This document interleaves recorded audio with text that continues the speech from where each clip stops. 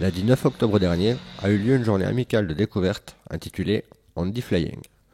Organisée par l'Aéroclub Luçonnais avec le soutien du comité des régionales du LM et de la ville de Luçon, cette journée avait pour but d'initier des personnes en situation de handicap ainsi que leurs accompagnants.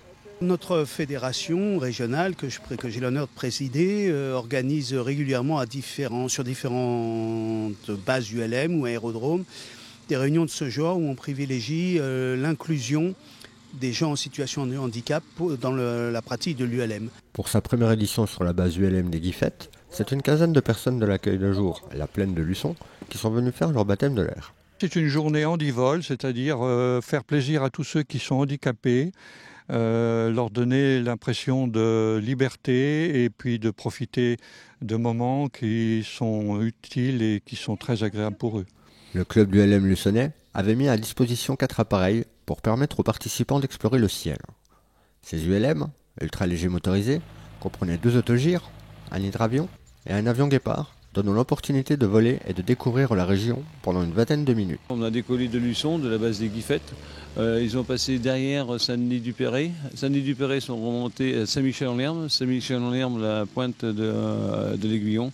Ils ont repassé par derrière Trièze en voyant La Rochelle, l'île Dorée, l'île d'Oléron, le Fort Boyard et le port de la Palisse pour rentrer en découvrant le marais Poitevin. Avec quelques appréhensions chez certains participants, elles se sont vite dissipées grâce aux pilotes qui se sont mobilisés et relayés tout au long de la matinée afin de leur en mettre plein les yeux.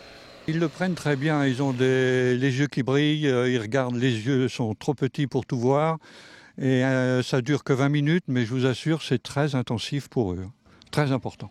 Je suis venu découvrir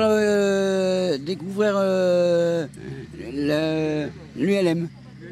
Et comment vous avez trouvé ça? Bien. Première fois. Très surpris, très intéressé, une belle découverte. Très bonne expérience. J'ai déjà une expérience de l'aviation, du fait de mon service militaire, donc aucune impression, aucune appréhension. Ça a été très bien, avec des pilotes excellents, donc aucune crainte, que du plaisir. Un baptême de l'air. Et comment vous l'avez trouvé? Bien. C'est la première fois que vous en faisiez un?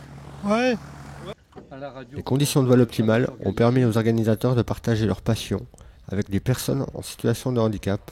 Avec un bilan les plus satisfaisants, le sourire et la joie étaient présents chez tous. Le bilan est toujours positif. Le bilan, pour nous, on n'attend rien de précis, si ce n'est le contentement des gens. Moi, ce qui me satisfait pleinement, c'est quand j'observe les gens, quels qu'ils soient. Aujourd'hui, ce sont des gens en situation de handicap, et pour une autre journée, ce sera une autre population.